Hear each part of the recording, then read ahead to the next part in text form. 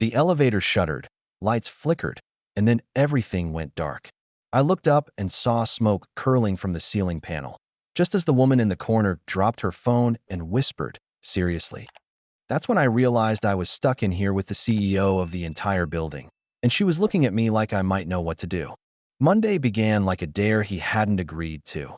Too little sleep clinging to his eyes, the sour edge of worry already in his stomach, and coffee sloshing in a cup he should have put down before reaching for his keys. The mug tipped anyway, a dark arc across his only clean shirt, the stain flowering as if it had been waiting for the smallest excuse. He pressed a dish towel to it, counted to 5, then 10, the way the grief counselor had taught him after the funeral. Breathe, name the thing you can fix, move to that first. The shirt could be blotted, the day would be harder. On the counter, under a magnet shaped like a star, lay the drawing he'd folded and unfolded so many times that the creases ran like streets through a small town. 2 stick figures, both with ridiculous smiles, a lopsided heart above them. In wobbly letters, me and Daddy together forever. He touched the paper the way you touch a sleeping child's hair, careful not to wake anything. 6 years old, and she still trusted promises he was afraid to speak out loud. He slid the drawing into his pocket as if it could steady his hands. He grabbed a fresh t-shirt from the dryer, a faded one from a fall fair Leia loved, and dragged the coffee-stained button-down over it anyway, hoping the jacket would hide what life had splashed on him. The clock on the stove blinked the time he didn't have. The recital had started 20 minutes ago on a stage he could picture without trying. A painted cardboard backdrop, a row of first graders vibrating with the ferocious focus only children bring to a song. He imagined Leia scanning the crowd, looking for him the way she always did, chin lifting, eyes narrowing in the tiny, brave way she'd picked up since her mother died. He told himself she wouldn't crumble. She was strong. She was always strong. But the thought that she might stand there holding herself together for him, because of him, made his throat tighten. He locked the door twice out of habit, turned once more to make sure the porch light was off, then started down the stairs. The building's hallway smelled faintly of last night's cooking, cumin and heat, a reminder that most of the city had slept while he pushed a mop through midnight floors. His body carried the weight of the double shift in small protests, a twinge in his lower back, the grit behind his eyes, the way his jaw had learned to clench before he knew he was doing it. He measured his life in reliable tasks, bagged the trash, buffed the tile, quiet the thoughts, and found comfort in their sequence. Predictability was what you built when the rest had been taken away. At the curb he paused, the morning air bright and colder than it looked. He thumbed his phone awake and stared at the photo on the lock screen. Leia in a sunflower dress, gap-toothed grin, one arm lifted as if she were mid-twirl. He typed a message and erased it. He tried again. Proud of you. Sing loud. We'll practice together tonight. He added a blue heart she loved and pressed send, then slipped the phone back into his pocket with the drawing. Paper and pixels, 2 thin anchors, but anchors all the same. Traffic murmured around him, a low tide of buses and delivery vans feeding the city's appetite. He rode the wheels of routine toward the tower that paid their rent and their groceries to the cent. The Helix one was already visible from 3 blocks away, glass catching the pale sun, the building's angles making it seem like it was turning even when it stood still. People called it a miracle of design. He called it work. He knew how its hallways hummed at 2 a.m., how the servers exhaled a gentle, machine breath, how the automated lights woke up when you forgot to tell them you were still there. He knew where the scuff marks collected and which doors stuck in damp weather. He'd learned the building the way you learn a person you love, by attending to the parts no one else notices. At the employee entrance, he caught his reflection, jacket hiding most of the stain, hair flattened by the same hat he wore every night. He smiled without humor and decided he would not let the shirt define the day. He would make it through the shift clean enough to help with the science project. Baking soda volcano, cardboard mountain, Leia insisting on glitter even though he'd warned her that volcanoes didn't sparkle. Mine will, she'd said, serious as a judge, and he'd nodded because sometimes the world ought to bend to a child's certainty. The lobby doors breathed him in, cool and automatic. He tapped his badge, felt the small vibration of access granted, and moved through the quiet that comes just before a building wakes fully. The plan was simple. Ride down from 47 with the cart, log the last checklist, get out fast enough to be home when Leia's after-school voice burst through the door with the velocity of news. He imagined her running the day backward for him. Who sat where, what color the curtain was, how her music teacher wore shoes that squeaked every time she pivoted. He held that imagined version of her day like a fragile bowl with both hands. In the elevator, he stood alone, the mop handle braced against his shoulder, the fluorescent wash polishing the steel walls. He smoothed the drawing in his pocket one more time, feeling the paper resist and then give, and let himself whisper the words he'd been avoiding since the stains spread across his shirt. "I'm sorry, kiddo." Quiet enough that only he could hear it, quiet enough that it could be a promise, too. Not that he would never fail, but that he would turn toward her every time he did. The doors slid shut, and the car began its soft descent. He closed his eyes for a breath, resetting the day into smaller, survivable pieces. Fix what he could, forgive what he couldn't, keep moving. Down to the lobby, out to the street, home to the sunflower dress waiting to be hung back in the closet after its moment under the lights. He didn't know yet how the morning would demand more from him than clean floors and apologies. For now, he knew the next right thing. Hold on to the drawing, hold on to the plan, and show up. Helix 1 rose like a blade of glass against the skyline, 60 stories of engineered perfection that newspapers called the future of living. For Daniel, it was simply the building he mopped every night, each corridor known to his body like the grooves of a well-worn tool. He had memorized the place in ways no architect could. The stairwell that always smelled faintly of lemon even after the cleaner had dried. The 12th floor corridor where the tiles never quite aligned. The humming pulse of the main server room that carried through the vents. It was marketed as self-sustaining, self-regulating, self-healing. Everything automated. Everything but him. He moved through its quiet with his cart, the mop handle balanced like a walking stick, his jacket zipped up against the chill of the building's over-enthusiastic climate control. Facial recognition scanned and approved him, doors whispering open with the polite efficiency of software that didn't care who you were as long as your badge worked. Some employees barely looked at him when they passed. Others nodded as if kindness cost a fraction of a second. Daniel didn't mind. He wasn't here for recognition. He was here for the paycheck that kept the rent steady and the groceries predictable. Still, he felt the weight of the contrast. Above him, conference rooms flashed with glass walls and ergonomic chairs designed to keep executives sharp. He pictured Vanessa Stone, the CEO he'd only ever seen in magazine profiles. Sharp suits, sharper gaze, a woman who'd shepherded billions into the project. She likely never thought about the man who pushed a mop after her board meetings ended, collecting the fingerprints she and her investors left behind on glossy tables. Yet, he knew the building better than any of them. He knew where the AI's sensors failed to catch dust, where the voice-controlled climate hiccuped and forgot to adjust, where the intelligent waste bins overflowed until someone with hands and patience fixed the oversight. Daniel sometimes joked to himself that if Helix 1 was the future, then he was its insurance policy, the one who stepped in when technology decided to shrug. The irony didn't escape him. People called it a marvel, but what he saw was fragility dressed as progress. A single circuit blown, a missed update, a power surge at the wrong hour, and the whole place could freeze. And when it froze, who would it be waiting for? Not the executives in corner offices. It would be waiting for him. As he rode the elevator up to finish the last checklist of his double shift, fatigue pressed against him in steady waves. He rubbed his forehead, fighting the temptation to rest his eyes. A part of him wanted to resent the building, its polished arrogance, its constant hum of superiority. But another part, quieter, more honest, was grateful for it. Without Helix 1, without its unending demand for human hands to catch what machines missed, he and Leia wouldn't be standing on their own.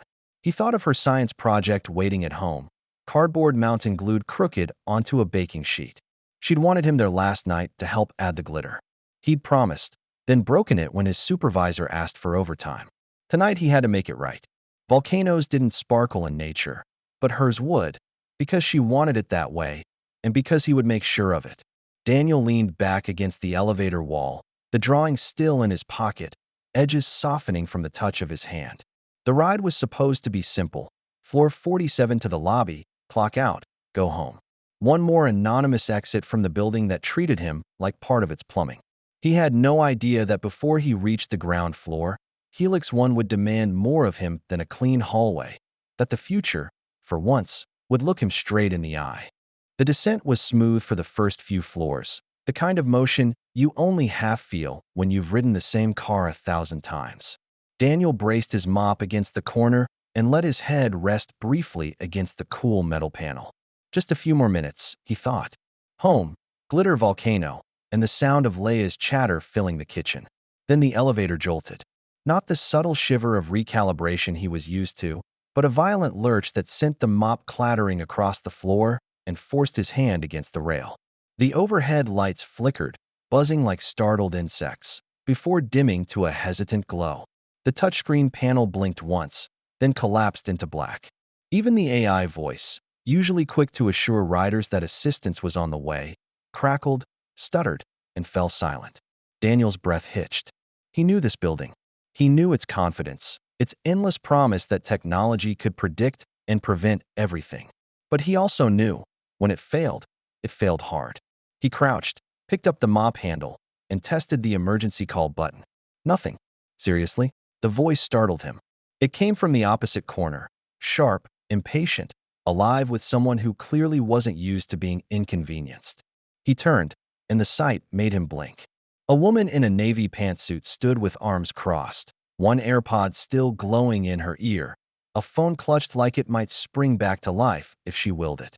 Her posture was tight, jaw set, eyes flashing irritation more than fear. Recognition hit him a beat later. He had seen that face before, framed in glossy magazines, projected on banners in the very lobby he cleaned. "You're her," he said, almost under his breath. She gave the smallest nod, clipped and efficient. "Vanessa Stone, and apparently trapped in my own building." She sighed, lowering her phone when the signal bar refused to climb above zero. "Perfect." Daniel straightened, adjusting his jacket, suddenly aware of the coffee stain still faint beneath the fabric. He felt the mop handle in his hand, the work gloves shoved into his pocket, the weight of his day worn plainly on him. "And I'm your maintenance custodian," he said gently, offering the words like a handshake. For a moment, silence stretched between them, broken only by the hum of stalled machinery. Two lives that should have remained on parallel tracks, executive and janitor, now fused by a glitch no algorithm had predicted. Daniel pressed the emergency intercom again, more out of duty than hope. The dead static confirmed what he already suspected. It might be a while. He leaned back against the rail, exhaling slowly. Vanessa shifted, clearly impatient, tapping her phone screen like she could intimidate the signal into cooperating. Then, perhaps for the first time in years, she had no choice but to stop, to stand still, to share a space with a man who looked as if he belonged to another world entirely. Daniel kept his eyes on the dark panel, fighting the awkwardness. She was the CEO of Helix, someone who discussed millions as if they were pocket change. He was a single father with a 6-year-old's drawing in his pocket. Yet here they were, shoulder to shoulder in a stalled elevator, stripped down to nothing but two people waiting. He cleared his throat softly, choosing patience over pride. "Looks like it's just us for now." Her lips pressed into a line. Then, almost against her will, she muttered, "Wonderful." The silence stretched, broken only by the faint whine of air through the vents. Daniel shifted his weight, unsure whether to lean against the wall or keep standing as if posture alone could shorten their weight. His fingers brushed against the soft paper in his pocket, a small comfort he hadn't realized he was reaching for. Vanessa noticed. Her gaze, sharp from years of scanning balance sheets and boardroom faces, flicked to the crumpled edge of paper sticking out. "What's that?" she asked, her tone clipped but curious enough to slow her impatience. Daniel hesitated, then pulled it free. The folds were deep, the inked lines smudged where his thumb had pressed too many times. A stick figure with spiky hair held hands with a smaller one in a dress. Above them, a crooked heart. Beneath, in uneven letters, "Me and Daddy together forever." "My daughter drew it," he said, softer than he meant to. Vanessa leaned closer despite herself. The impatience in her face softened just a shade, her eyes taking in the lopsided heart, the child's certainty drawn in pencil. "She made this for you, after I missed her parents' day at school." Again, he folded the paper once, carefully. "She's 6. Leia." She thinks I'm some kind of superhero, even when I can't show up the way I want to. For a heartbeat, the corporate armor slipped from Vanessa's expression. Her lips curved, just slightly, into something not quite a smile but warmer than the dismissal he expected. Looks like you are a superhero in her world. The words caught him off guard. Praise wasn't something he heard often, not outside of Leia's unquestioning adoration. He looked down, his throat tightening against a reply, then gave a small nod. She's the one keeping me upright most days. Vanessa tilted her head, as if weighing whether to continue. Then she surprised herself by asking, "What's her name again?" "Leia," Daniel repeated, a little firmer, like speaking it anchored him. "Smart, stubborn. She named my mops or sweep a lot, because she said even a janitor's sword deserves a title." He chuckled, shaking his head at the memory. "She makes the hard days feel less heavy." Something shifted in the elevator with those words. Not in the machinery. It remained lifeless, but in the space between them. The CEO and the janitor, no longer defined by title, paused as two people tethered by family, by love that made sense of exhaustion. Vanessa's hand loosened around her phone, her shoulders relaxing just a fraction. "That drawing," she said finally, "reminds me of something my dad kept in his wallet. A picture I drew in crayon. He carried it until it disintegrated." Daniel looked at her, surprised. For the first time, she wasn't the figure from magazine covers or board meetings. She was a daughter remembering her father. And he realized she was just as human in this moment as he was. He tucked the paper back into his pocket with care, meeting her eyes. Sometimes those scraps of paper carry more weight than the whole world outside. Vanessa didn't answer right away, but she didn't look away either. And in that fragile pause, the elevator no longer felt like a trap. It felt like a room where two stories had unexpectedly crossed.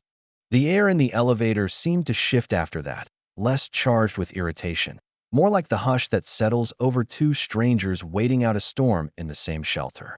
Vanessa slid her phone into her blazer pocket, as though admitting defeat, and leaned against the wall opposite Daniel. He could see the hesitation in her posture, the part of her that wanted to keep the silence intact, but something in her expression said she was tired of holding every wall in place. "So," she said, almost awkwardly, "Leia." 6 years old. Daniel nodded. 6 going on 16 some days. She's got this way of questioning everything. Teachers, me, even the TV weather guy. Says she doesn't trust anyone who promises sunshine without proof. His mouth quirked into a tired smile. "Keeps me on my toes." Vanessa let out a quiet laugh, the kind that sounded like it had to fight its way out. "Sounds like she inherited that from you." Daniel tilted his head. "Maybe. Or maybe she's just trying to fill in for her mom." His voice dipped. "She passed away 2 years ago. Since then, it's been just the two of us." The CEO's polished demeanor faltered.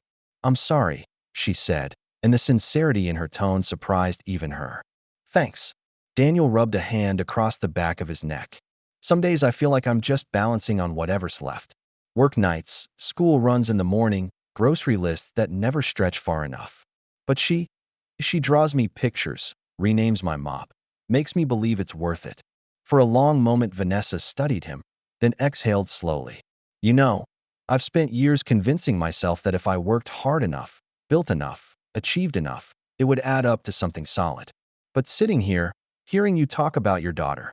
She shook her head, looking down at the elevator floor. "It makes me wonder if I got it backwards." Daniel frowned gently. "What do you mean?"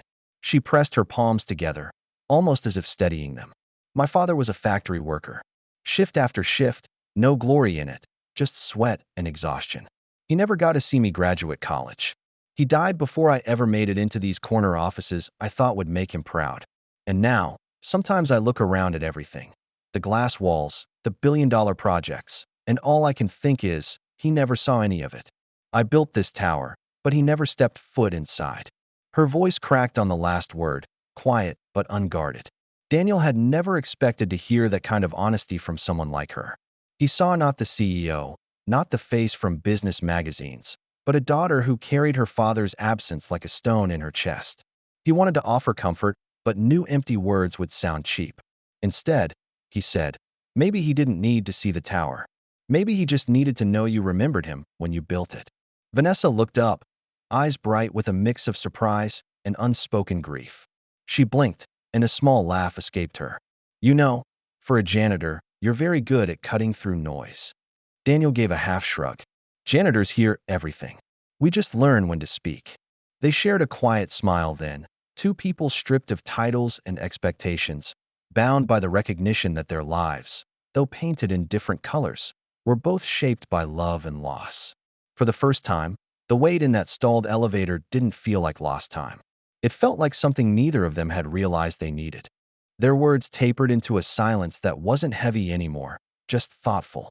Daniel leaned against the rail, letting himself breathe, while Vanessa stood with her arms crossed, but not in that defensive CEO way anymore.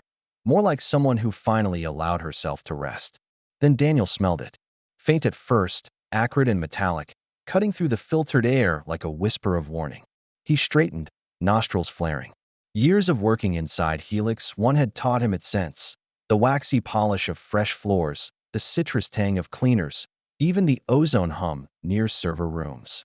This was none of those. Smoke. He tipped his head up.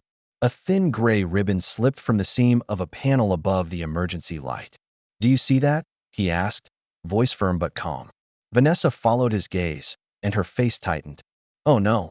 Daniel was already moving, pulling open the emergency access hatch near the floor. He muttered to himself, scanning the wiring as if reading a language no one else could see. The AI must have overloaded the ventilation node when it crashed, if it spreads to the main grid. He didn't finish. He didn't need to. Vanessa crouched beside him, heels clicking awkwardly against the metal floor. What can we do? He looked at her, surprised. Most executives he'd met would step back, wait for someone else to fix it. But her eyes were steady, intent. He nodded once. We can reroute the circuit manually. I know the layout. I just need an extra pair of hands. Her blazer sleeves were already pushed up. Tell me what to do. Daniel guided her through it step by step, his voice calm, deliberate. See the blue wire? Press it to the side while I reset the lock. Don't let it touch the green one. That'll trigger the backup grid, and we'll fry the whole system. She steadied her hands, breath measured, and did as he said. The faint tremor in her fingers betrayed nerves, but she held fast. Good. Now, take that pressure valve, turn it halfway, not full. Too much and the bypass blows. She twisted carefully. Sweat beaded along her hairline. The smoky ribbon thinned, then steadied. Daniel taped the final wire into place with a strip of duct tape he kept folded in his jacket. The absurdity of it almost made him laugh. A $3 billion smart tower, saved by duct tape and two people who shouldn't even have been in the same room. When it was done, they both leaned back against the wall, soot smudges on their hands, the air clearing above them. Vanessa's breathing came fast, almost like laughter. You do this often? She asked, brushing ash from her cuff. Daniel shook his head, grinning despite himself.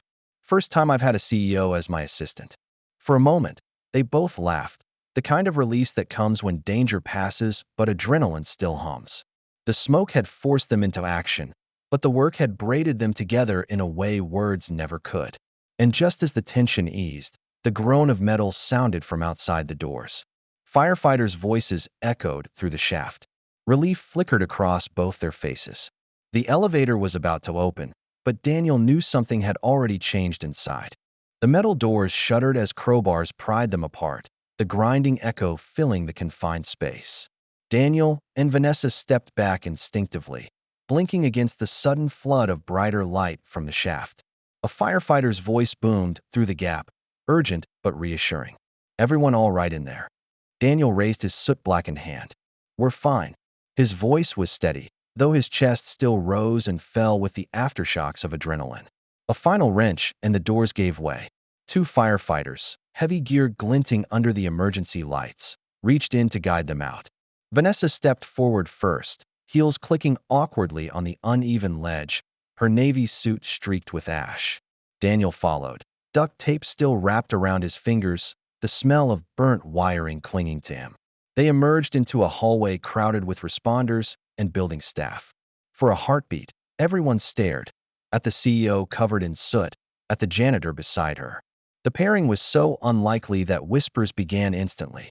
Vanessa drew in a breath, straightened her shoulders, and offered Daniel the smallest, conspiratorial smile before turning to the firefighters. We're fine thanks to him, she said, her voice carrying the authority of someone used to being heard. He knew what to do. Daniel felt the eyes on him, a wave of attention he wasn't built for. He wanted to shrink back into the background, to disappear into his work cart like nothing had happened. But the words from Vanessa anchored him. Thanks to him. The building manager hurried forward, flustered. Ms. Stone, we're terribly sorry for this malfunction. We'll have a full report. Vanessa cut him off with a raised hand. Later. Right now, I want every system checked, and I want Daniel Cole here consulted on what went wrong. She gestured to him, and the use of his full name made him blink. She had listened, remembered. The firefighters exchanged quick looks, clearly puzzled by the odd alliance. But the moment passed in a blur. Paramedics offering water, staff ushering them toward the stairwell. Cameras from a local news crew, tipped off by the alarms, caught sight of them emerging together. Flashes sparked, microphones stretched forward, questions shouted over one another. CEO trapped in Helix 1, what happened? Is it true the janitor saved you? Were you in danger? Vanessa paused only long enough to adjust her blazer, still streaked with soot. What happened, she said crisply, was a flaw in the system. And what saved this building was someone who knows it better than any machine. Mr. Cole. Daniel shifted uneasily under the press of lenses, wishing for nothing more than to be back in his quiet apartment with Leia, listening to her chatter about volcanoes. Yet something inside him, the part that carried her drawing everywhere, stood a little taller at Vanessa's words. By the next morning, headlines would carry the photo, the powerful CEO and the janitor side by side, clothes singed, faces smeared with grit. CEO and janitor save smart building from disaster. The city would marvel at the irony, the human story inside the billion-dollar tower.